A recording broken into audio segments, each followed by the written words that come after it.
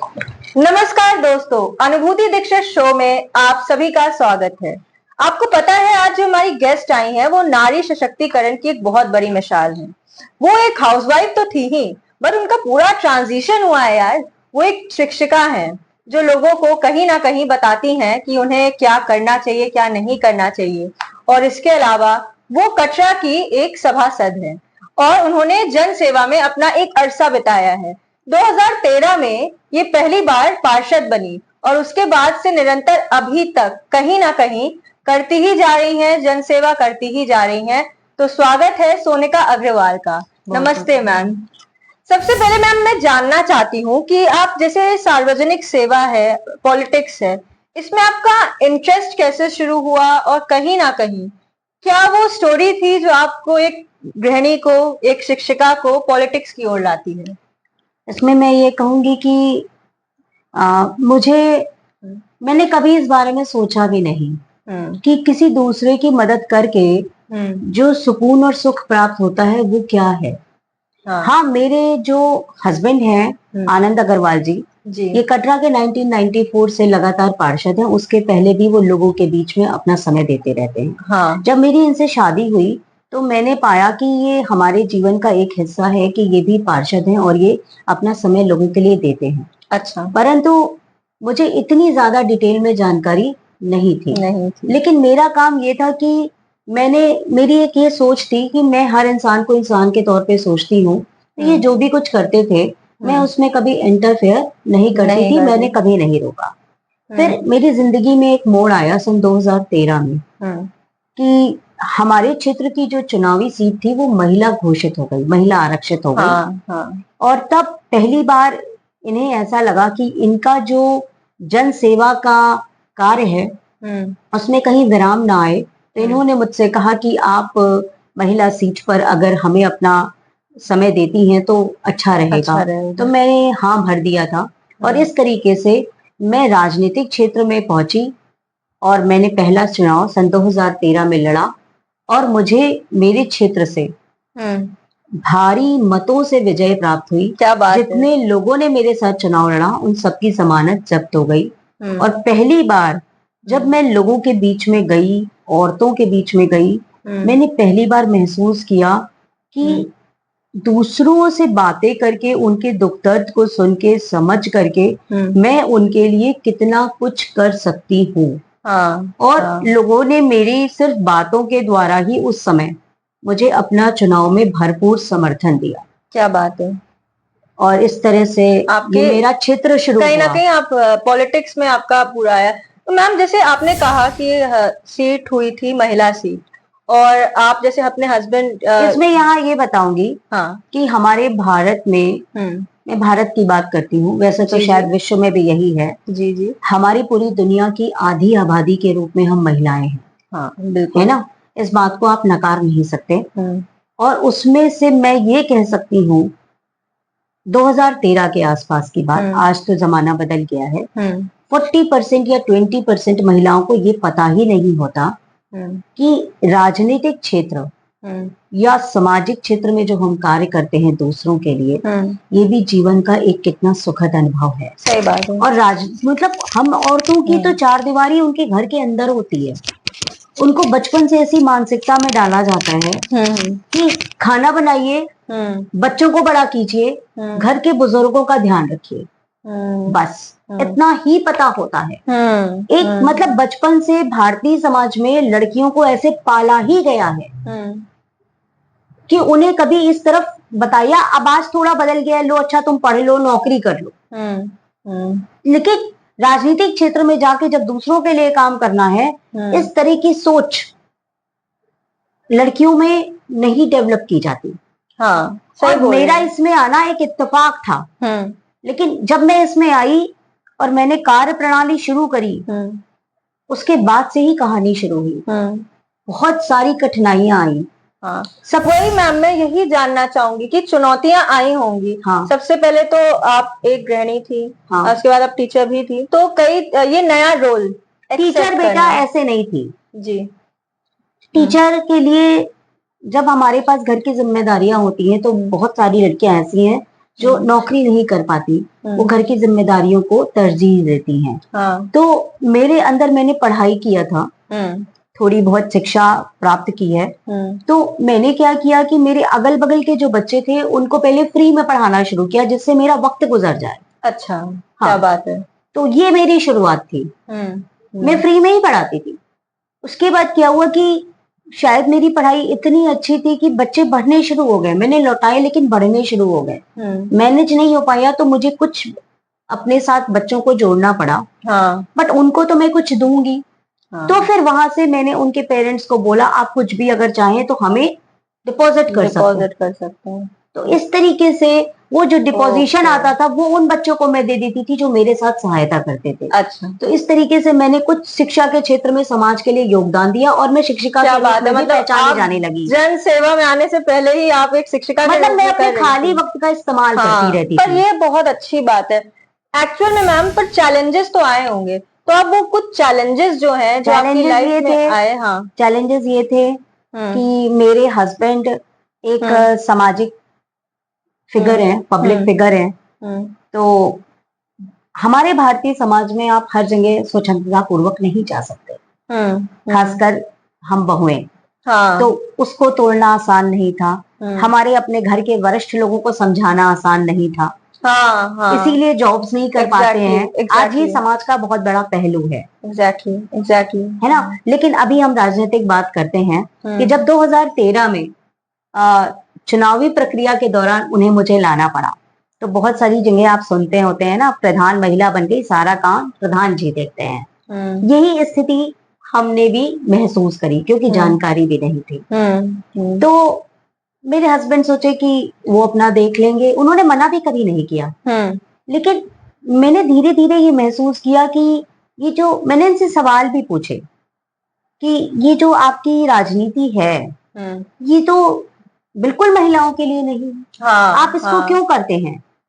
तो इन्होंने कहा कि इसमें आप ये सोचो कि अगर हमें किसी की मदद करनी है तो हमारे पास ये पावर है कि हम मदद कर सकते हैं। एक सही काम का साथ देने के लिए आप आवाज उठा सकते हैं। एग्जैक्टली। मुझे अपने हस्बैंड की इस बात ने प्रेरित किया। अच्छा। और राजनीतिक क्षेत्र आज भी मेरे लिए ये नहीं है कि मैं सत्ता का लालच है। आज भी राजनीति में मैं एक सभासद हूँ, बहुत छोटी सी राजनीतिज्ञ हूँ, बहुत छोटा सा मेरा योगदान है। बट एक सभासद की पावर का इस्तेमाल मैं करती हूँ कि किस तरह से मैं समाज के उन लोगों के लिए काम कर सकूं जिनको चीजों की नॉलेज नहीं है। सही बात है मैम। इस चीज पे मैं प्रकाश डालना चाहूंगी क्योंकि आप 2013 से हैं एंड इस पूरे अरसे में अभी वुमेन्स के लिए 33% रिजर्वेशन भी आया है। तो आप इस पूरे स्टेप्स को क्या लेती हैं और आपको क्या दिखता है भविष्य वुमेन्स का इन पॉलिटिक्स? क्योंकि चैलेंजिंग तो है। एक देखिए एक जमाना था जब सुषमा स्वराज हुआ करती थी या कुछ महिलाएं होती थी तो लोग सोचते थे कि नहीं संभाल पाएंगी। लेकिन धीरे धीरे महिलाओं ने जब कदम बढ़ाया तो पुरुषों ने समझा कि कर सकती हैं। बल्कि हम महिलाएं दो फेसेस पे काम करते हैं। घर का काम भी बहुत तेज खत्म करते हैं, उसके बाद बाहर का जिम्मेदारी करते हैं, उसके बाद फिर आके घर की जिम्मेदारियों को पुनः उसी स्थिति से शुरुआत करते हैं। तो हमारी मोदी जी ने जो भाजपा गवर्नमेंट है इसने सभी दलों के साथ बैठ के सदन में बातचीत की और जब से 33% आया तो कहीं पर लालच नहीं, किसी ने लोलुपता ने फिर अपने आके घरों की औरतों को अलाउ करना शुरू किया। लेकिन चाहे आप इसको किसी भी तरीके से समझ लीजिए या आप इसको ऐसे भी से समझ सकते हैं कि महिलाओं ने अपने व्यक्तित्व को, अपनी कार्यप्रणाली को वहां साबित कर दिया कि आज भारत में इसको 33% को लागू कर दिया गया। तो इस वजह से आज महिलाओं में इससे और आकर्षण भी बढ़ा। आकर्षण बढ़ा है इस मामले में, मैं सत्य को स्वीकार करूंगी। और अब महिलाएं काफी समय इसमें दे रही हैं क्योंकि इसकी वजह से एक जागरूकता फैल गई है कि जो भी राजनीतिक गलियारों में निर्णय होते हैं वो केवल पुरुष प्रधान समाज को प्रभावित नहीं करते। सही बात है। जिस देश में जो भी जनसंख्या रह रही है चाहे उसमें स्त्री हो चाहे पुरुष हो चाहे कोई भी हो, सबको बराबर रूप से प्रभावित करती हैं क्योंकि कानून के आगे सब बराबर होते हैं। और इस तरीके से जब राजनीतिक गलियारों में हम औरतें आई तो हम लोगों को महसूस हुआ कि जो निर्णय हो रहे हैं अगर वो गलत निर्णय है तो हम भी अपनी आवाज उठा सके। मैं सदन में जाती हूँ, वहां पर स्पेशली जो मैं घरों के अंदर महिलाओं से बात करती हूँ, मैं को उसको उठाने का मौका मिलता है। ये मैं बहुत भाग्यशाली अपने आप को मानती हूँ कि ईश्वर ने मुझे ऐसा मौका प्रदान किया। क्या बात है मैम, बहुत। मैम, जैसा कि आपने कहा कि आप काफी जन सेवा में लगी रही और आपने बोला कि महिलाएं भी अब आगे आ रही हैं, भले ही लालच के दौर पे लोगों ने कहा हो कि आप आगे आओ, बट लोगों का बढ़ रहा है कि ठीक है महिलाओं को भी आगे आना चाहिए। तो मैं ये जानना चाहूंगी कि अभी तो आप कटरा की है, क्योंकि एक एरिया है, तो कटरा में आपने कुछ ऐसी नीतियां बनाई हैं जो महिलाओं को आगे बढ़ाएं या उनकी एजुकेशन पे या उनकी हेल्थ पे? देखिए, मेरे द्वारा जो किए गए कार्य हैं, सन 2013 के आसपास जब Modi ji smart city mission लेकर आए थे, तो कटरा क्षेत्र को इलाहाबाद के अंदर स्मार्ट सिटी के रूप में डेवलप किया गया। इसमें मेरा एक योगदान था। वहां पर मेरा कहना सदन में ये था कि अगर प्रयागराज को आज गूगल स्तर पर डिजिटल युग में अगर सर्च किया जाता है तो जनवरी के महीने में कुंभ मेले के रूप में सर्च किया जाता है, लेकिन साल भर अगर कोई प्रयागराज को सर्च करता है विश्व स्तरीय तौर पे, तो यहाँ पे शिक्षा के केंद्रों को ढूंढता है। तो इलाहाबाद विश्वविद्यालय कटरा के अंदर स्थित है और इसके आसपास के एरिया को अगर हम स्मार्ट सिटी के रूप में डेवलप करते हैं तो यहाँ न केवल हमारे देश के चारों तरफ के बच्चे विद्या अध्ययन के लिए आते हैं, बल्कि विदेशों से भी यहाँ पे स्टूडेंट्स आते हैं। यहाँ पर बड़े बड़े स्कॉलर्स हुए हैं। यहाँ के इस विश्वविद्यालय ने यहाँ के प्रधानमंत्रियों को भी सही बात है, सही बात। तो इसलिए कटरा सिटी को स्मार्ट सिटी के अंदर हमने चयनित करवाया और इसका हमने विकास करवाया है। तो ये मेरा एक योगदान था। दूसरी चीज, अभी यहाँ पर मैंने देखा अभी आजकल जल की बहुत समस्या आ रही है गर्मी के दिनों में। तो हमने क्या किया, हमारे कटरा क्षेत्र में जब मैंने पता किए, यहाँ ऐसे बहुत बहुत सारे पुराने पुराने कुएं हैं अंदर गलियों के अंदर, कटरा के अंदर, जहां पर मतलब बहुत पुराने कुएं हैं जिनके पानी अभी भी ऐसे पड़े हैं। तो ऐसे मैंने देखा 3 कुएं मुझे मिले जो कि आप समझिए 1800 के सन के बने हुए हैं और उनकी कभी सफाई नहीं हुई थी। मैंने उन पूरे कुएं को साफ करवाया है, उनको पूरा ढकवा रही हूँ और अभी कोशिश कर रही हूँ, बातचीत कर रही हूँ कि उसमें कुछ समरसेबल लगा के ऑटोमेटिक मशीन के द्वारा वो पानी बाहर आ जाए, जिससे उसका इस्तेमाल गर्मी के दिनों में किया जा सके, जिससे हम लोगों को गर्मी के दिनों में पानी की समस्याओं से जूझना ना पड़े। तो ये मेरे को ऐसा है कार्य जो थोड़ा सा अलग था। और बाकी तो सड़कें वड़कें बनी रही हैं, उसमें कोई दिक्कत नहीं है। यहाँ की सड़कों और स्ट्रीट लाइट में कोई दिक्कत नहीं। और दूसरा चीज, मैंने 2013 में यहाँ पर एक जन सुविधा केंद्र खुलवाया जहाँ पे संचारी रोगों का निदान, जहाँ पे फ्री में मतलब सारी जांच होती है, सारी मशीनें हैं, वहाँ हमेशा डॉक्टर्स बैठते हैं। उसके अलावा यहाँ आंगनवाड़ी वगैरह के पोषण वाले जो मोदी जी के कार्यक्रम हैं वो सब चलते हैं, जिनमें मैं लगातार सेंटर्स में जाती हूँ, जहाँ पे औरतों को जब वो मातृत्व के टाइम पे होती हैं तो उन्हें दवाएं, खाने ये सब दिया जाता है। मैं प्रॉपर रजिस्टर्स चेक करती हूँ। इसके अलावा यहाँ पर प्री नर्सरी से 5th तक और 6 से लेके 8th तक यहाँ पर 2 विद्यालय हैं जहाँ पे फ्री में बच्चों को पढ़ाया जाता है। पूरा खाना पीना सब कुछ है। वो स्मार्ट सिटी के तौर पे उनको डेवलप किया गया है। वहाँ पर वो भी लगे हैं हमारे स्मार्ट वाले टीवी, पढ़ाई वहाँ पे हो रही है। मैं लगातार विद्यालयों में जाती हूँ, संपर्क में रहती हूँ, विद्यालय को देखती हूँ कि वो अच्छी तरीके से चल रहा है कि नहीं। समय समय पर वहाँ बच्चों को प्रोत्साहन करती हूँ। उसके अलावा हमारे कटरा क्षेत्र की एक खास विशेषता है कि यहाँ पर एक इलाका है अंदर, आलू मंडी के अंदर, दुर्गा माई गली के पास। वहां पर सुभाष चंद्र बोस अपने जमाने में रहे हुए हैं। जब भी वो प्रयाग में आते थे तो वहीं छुप के रहा करते थे। तो वो जहाँ पे स्थिति है उसको हमने अपने लोगों के साथ बात की है, जनता के साथ। तो हम लोग वहां पर कुछ अभी निर्माण करने के प्रयास में हैं। और जो कटरा में नेत्राम चौराहे के रूप में मशहूर है, वहां पर हम लोग आजाद जी की प्रतिमा लगा के इस चौराहे को मेंटेन करा के उसको आजाद चौराहे के नाम से स्थापित करवाना चाह रहे हैं। ये मेरी अभी आगे की मतलब एक स्ट्रेटजी है कि मैं अपने जो बचे हुए 4 साल का कार्यकाल है उसमें कर सकूं। उसके अलावा मैंने मोदी जी की जनधन खाता जब स्कीम आई थी 2013 के पास, तो मैंने खुद स्वयं में करीब 150 खाते स्वयं खुलवाए, खड़े होकर के लोगों को प्रेरित किया कि खाता खुलवाओ तभी बचत होगी। उसमें जितनी खाता मैंने खुलवाए सारी महिलाओं के खुलवाए थे जो कि पढ़ना लिखना नहीं जानती थी। उनके फॉर्म कैसे भरे जाएंगे। मैंने कहा 0 खाता है इससे आगे फिर बाद में मोदी जी की जो भी डीबीटी की पॉलिसीज आई उसमें उनको पैसे मिले थे, 500 रुपए की किस्तें जारी हुई थी। मोदी जी की सिलाई योजना के लिए लोगों को मैं फॉर्म भरवाती हूँ। मोदी जी की उज्ज्वला योजना में मैंने कम से कम 1500 कनेक्शंस दिलवाए होंगे फ्री में, जो मोदी जी का हुआ है योजना अभी भी चल रही है। इसके अलावा मोदी जी की अभी एक मुख्यमंत्री योजना आई थी जिसमें जिन ऐसे बच्चे जिनके माँ बाप कोई नहीं है उनको फ्री में नवोदय विद्यालय में पढ़ाया जाता है। हाँ। तो ऐसी 2 लड़कियां थी, उनके माँ बाप दोनों नहीं है, उनका एडमिशन मैंने करवाया। सोलर योजना के तहत मैंने कैंप्स लगवाए जिसमें लोगों के फॉर्म्स भरवाए, जो मोदी जी की अभी चल रही है। इसके अलावा मेरा कार्यालय है लक्ष्मी चौराहे पर। अभी बाई लेटेस्ट 2 संडे से मैं वहाँ पे आई कैंप लगवा रही हूँ जहाँ फ्री में आंखों का जांच हो रहा है। अभी कुछ दिन पहले मैंने बीपी वगैरह का भी कैंप लगवाया था। हाँ। इसके अलावा समय समय पर जन जागरूकता रैली विद्यालयों में जाकर लोगों को अलग अलग कूड़ा कचरा करने के लिए प्रेरित करने में भी। मैम, आप मतलब इतने सारे काम। इसके अलावा और सुन लीजिए, 2013 में सबसे पहली बार जिन लोगों के पास व्यापार नहीं था जी उन लोगों को दुकानें दिलाने के लिए फेरी नीति लागू की गई थी। फेरी नीति के ऊपर सबसे पहले सदन में आवाज उठाने वाली मैं ही पहली सभासद थी। तो मैम, मैं इस चीज में पूछना चाहूंगी कि जैसे एक लड़कियां होती हैं, नॉर्मली उनको ये ट्रेनिंग दी जाती है कि तुम घर संभालो, चीजें करो, सामने नहीं आ पाती। जैसे आपने कहा कि आपको सपोर्ट था, आप आगे आई और आपने किया, but not everyone is so much lucky. तो ऐसी लड़कियों को आप क्या कहना चाहेंगी या उनके लिए आपके क्या शब्द? देखिए, अगर आपको कभी कुछ करना है तो सबसे पहले हमें स्वयं को तैयार करना पड़ेगा कि हम ये काम करेंगे। और अगर आप सोच लेंगे कि हम ये काम करेंगे तो आपको पीछे नहीं हटना है। वो होती है मानसिक तैयारी। लोग कहते हैं ना कि आपने सोच लिया था यानी आधा काम हो गया।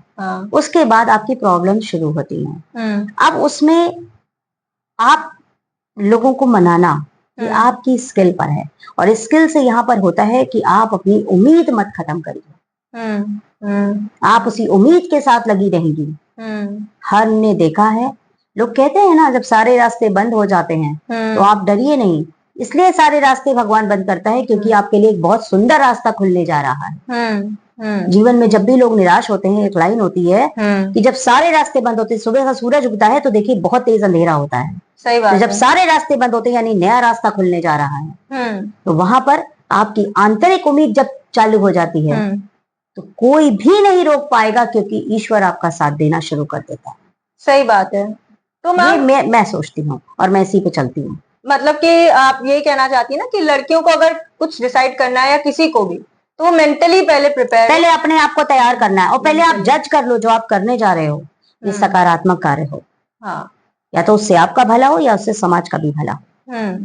ये नहीं कि आपने सोच लिया कि मैं चोरी करूंगा, तो ये थोड़ी गलत बात है। ये सकारात्मक सोच के साथ।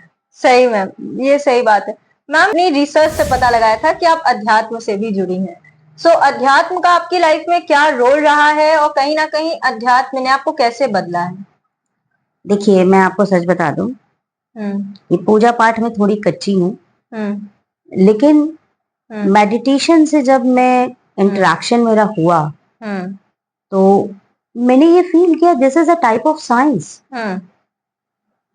जिसको हमारे एंसेस्टर्स लाए, इंडियन एंसेस्टर्स। और वो लोग उन्हें कह देते हैं वो ऋषि मुनि बाबा, वो टाइटल दिया गया। बट मैं समझती हूँ कि they are very good scholars.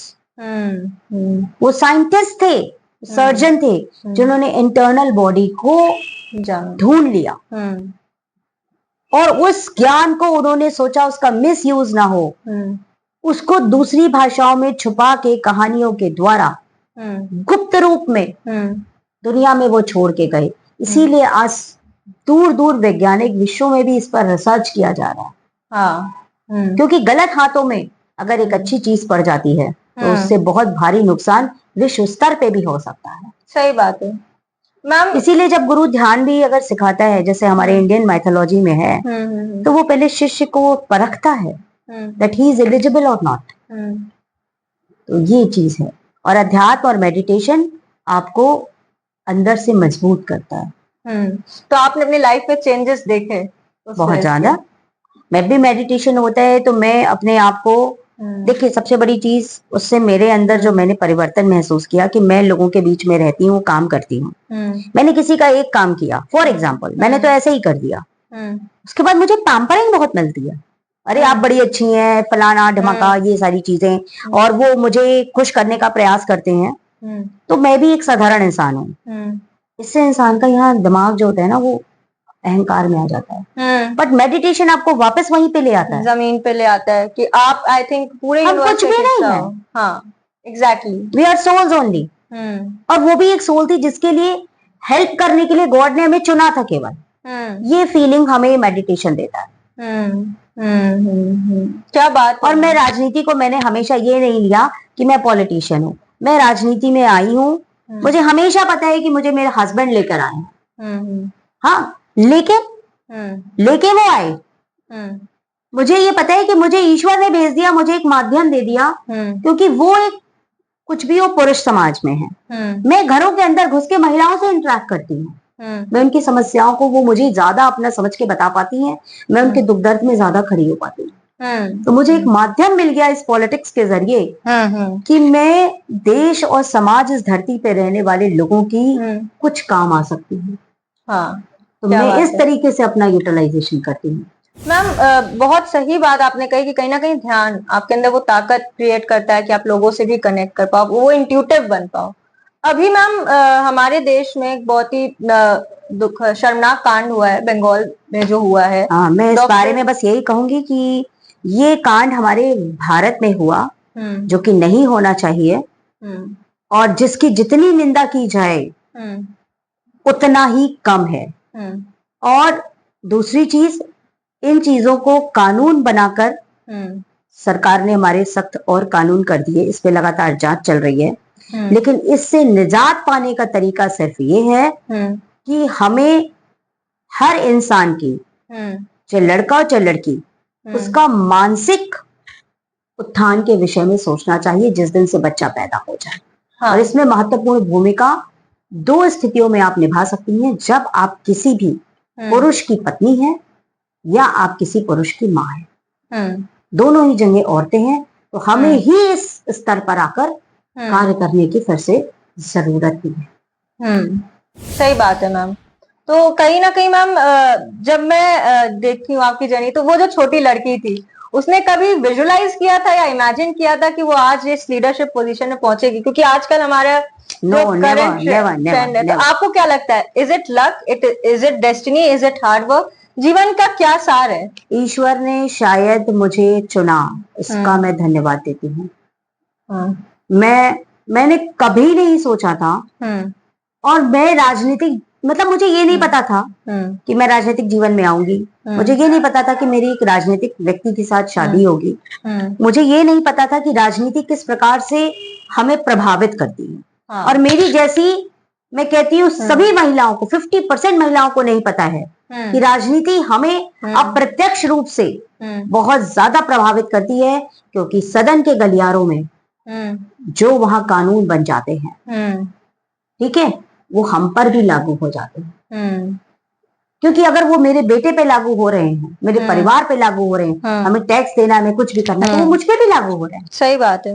और अगर उन सदन के गलियारों में सिर्फ पुरुष वर्ग होकर वहां पे कानून बना रहा है, महिलाएं वहां पर नहीं है, तो हमारी जो एक कम्युनिटी है, क्योंकि हमारी समस्याएं कुछ तो अलग होती हैं, हाँ, तो उनको वहां कौन रखेगा? तो ये बहुत जरूरी था कि जब इस तरह की कोई कानून बनते हैं, कहीं कोई, जैसे आपके घर में शादी हो रही है ना, तो शादी ब्याह में आप देखिए सारे निर्णय हस्बैंड ले ले, लेकिन औरत को भी तो पूजा पाठ का तैयारी करना है, औरत को भी तो मेहमान को देखना है। वो तो केवल बता के देखे, सब कुछ तो वो महिला ही करेगी। यानी देश भी कैसे चलेगा? बिना औरतों को लेके आप चल जाएंगे तो आपका देश भी नहीं चलेगा।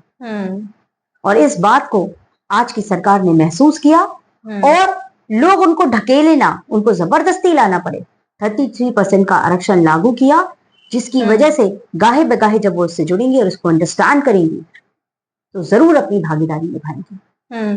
तो मैम, जो ग्रास रूट लेवल पॉलिटिक्स है, कहीं ना कहीं जो हमारा 73rd अमेंडमेंट आया था, 74th अमेंडमेंट आया था, उसके बाद हमारी जो पंचायत के सिस्टम थे और अभी हमारा म्यूनिसिपैलिटी का सिस्टम था, तब हम लोगों को और पावर मिली है। तो आपको क्या लगता है कि ग्राउंड लेवल पे आप जैसे सभासदों की क्या भूमिका है कहीं ना कहीं स्ट्रेंथन करने के लिए पूरे देश को? और आपने कटरा क्षेत्र में देखिए, जो सबसे नीचे का जनप्रतिनिधि होता है, चाहे वो हमारी ग्राम प्रधान महिला हो, चाहे हम पार्षद हैं, इसको रूट लेवल पे बोल सकते हैं, हम डायरेक्ट जनता से जुड़े होते हैं, क्योंकि पार्षद उसी क्षेत्र में निवास करता है। तो इसलिए देश और समाज की समस्याओं को वहीं के वहीं हल करने में या उनकी आवाज को ऊपर तक पहुंचाने में दोनों में हमारा सबसे महत्वपूर्ण योगदान है। बस मैं यही कहूंगी। तो कहीं ना कहीं मैम ये बात आपने बहुत सही कही, जो यंग जनरेशन है जो कहीं ना कहीं चाहती है कि पॉलिटिक्स में अपना योगदान दे, आप उनको क्या कहना चाहेंगी, मार्गदर्शन देना? देखिए, यहाँ पर मैं ये कहूंगी, आप युवा पीढ़ी हैं, आप देश का भविष्य हैं। आप सबसे पहले तो अपना पारिवारिक पृष्ठभूमि देख लीजिए कि आप अपने जीवन यापन के लिए समर्थ हैं कि नहीं। आपके पास आपका बिजनेस या आपके पास आपकी नौकरी ये होनी चाहिए। ठीक है, कोई ना कोई काम होना चाहिए। या आप सोच लीजिए कि आप शादी ही नहीं करेंगे, किसी की जिम्मेदारी मत उठाइए इस क्षेत्र में आने के पहले, क्योंकि आपका जीवन फिर दूसरों के लिए हो जाता है। दूसरों के लिए हो जाता है। क्योंकि फिर आप सोचे कि हम उसी से कमा के अपना घर चलाएंगे, तो आप बिल्कुल मत आइए। आप देश और समाज के लिए करने आ रहे हैं, तब आप आइए। ये मेरा संदेश है। क्योंकि अगर आप पैसे कमाकर अपना जीवन यापन भी कर रहे हैं, आपसे जुड़े अपने माता पिता, अपनी पत्नी, अपने बच्चों, अपने बहन, अपने भाइयों का भी आप जीवन यापन कर रहे हैं, तो भी आप देश और समाज में योगदान दे रहे हैं। राजनीति में आने का मतलब क्या है? हमको देश और समाज के लिए कार्य करना है, अपने लिए नहीं कार्य करना है। सही बात। ये जो झुंड के झुंड बच्चे जा रहे हैं ना, ये गलत है। सही बात है मैम। मतलब कहीं ना कहीं आपको पहले देखना है कि आपका मोटिव क्या है आने का। पहले आप अपने खाने पीने का तो इंतजाम करिए। और आपके अंदर बहुत जज्बा है तो आप शादी मत करिए, किसी की जिम्मेदारी मत उठाइए, क्योंकि उसके पहले भी आपके ऊपर आपके माँ बाप की जिम्मेदारी है कि जिनका आपको बुजुर्ग टाइम पे ध्यान रखना है। आप वही है ना, जैसे मान लीजिए एक औरत घर में तो अपने सास ससुर को खाना ना खिलाए, बच्चों को ना खिलाए, और बाहर जाके भंडारा कर रही है, इसका कोई मतलब नहीं। सही बात है, सही बात बोली मैम आपने। तो कहीं ना कहीं यूथ को इस चीज का ध्यान देना है। अगर आप अपनी स्किल डेवलप कर रहे हैं, कुछ इनोवेशंस कर रहे हैं, अरे आप स्टार्टअप बनाइए, लोगों को रोजगार प्रदान करिए। राजनीति का मतलब क्या है? लोगों को जोड़ना, लोगों के लिए काम करना। So what are those top 5 qualities which you think is necessary in a politician? बर्दाश्त करने की क्षमता, सहयोग की भावना, आपका अपने लक्ष्य के प्रति ध्यान, आपके बारे में कोई कुछ भी बोले, क्योंकि आप जब काम करने चलेंगे तो कुछ लोग आपकी बुराई भी करेंगे, भलाई भी करेंगे। आप ये सोचते हैं कि ये काम सकारात्मक है, लोगों के भले का है, आप उस पर बढ़ते रहिए, तभी आप इस जीवन में आइए। आप कभी ये मत सोचिए कि हमें यहाँ से 8 आने का फायदा होगा, हम इसका कोई लाभ लेंगे, तब आप इस जीवन में आइए। 24 घंटे आप अपने जीवन के देने को तैयार रहें, तो आप इस जीवन में आइए। सही बात है। और कुछ अंतराल के बाद जब आपका शरीर थक जाए, आपकी जगह कोई दूसरा आ जाएगा, उस चीज को भी धारण करने की क्षमता हो, तब आप आइए। बहुत बड़ी बात बोली मैम आपने। ये तो आई थिंक ये हर करियर और हर प्रोफेशन के लिए इम्पोर्टेंट है। You have to have that strong mindset, जिससे कि आप आगे बढ़ पाओ। क्योंकि जब आप चलेंगे, लोग सहयोग आपको देंगे, कभी सहयोग में नहीं भी देंगे, लेकिन आपका मोटिव होगा हमें समाज और देश के लिए करना। That's the thing. तो मैम ये वर्क लाइफ बैलेंस आप कैसे मेंटेन करती हैं? बहुत भाग्यशाली हूँ। अब इस बार जब मैं बनी हूँ सभासद, मेरे सास ससुर शांत हो चुके हैं, मेरे बच्चे अपने जीवन में सेटल हो चुके हैं, मेरे हस्बैंड इसी क्षेत्र में हैं, तो जीवनचर्या के बाद अपना वक्त इसी में देती हूँ। अच्छा, तो वो चीजें मैनेज हो जाती हैं। कहीं ना कहीं आई थिंक काफी इंस्पिरेशनल था आज का episode. And ma'am thank you so much आने के लिए एंड मोटिवेट करने के लिए हम सभी को। और मुझे भी ये प्लेटफॉर्म आपने प्रोवाइड किया कि मैं अपनी बातें लोगों के साथ शेयर करूं। Thank you for that.